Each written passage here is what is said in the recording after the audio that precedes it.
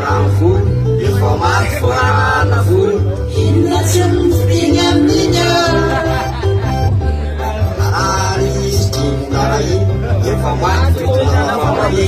Asinyan petala velatio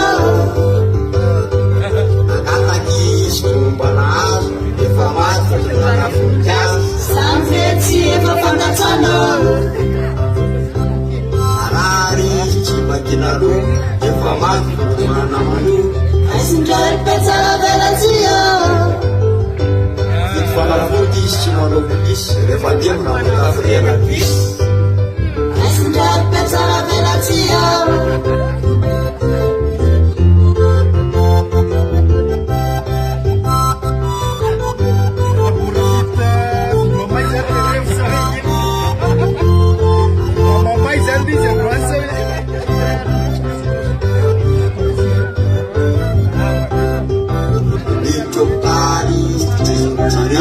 informasi foranaku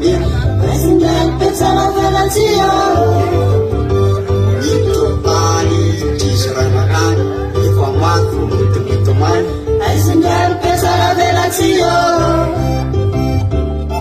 ini juntul teluran informasi pengulturan Asinyan petala velatio Doni cimenarangku informasi foranaku Inacun dengan minyo Aris cintarai informasi foranaku Asinyan petala velatio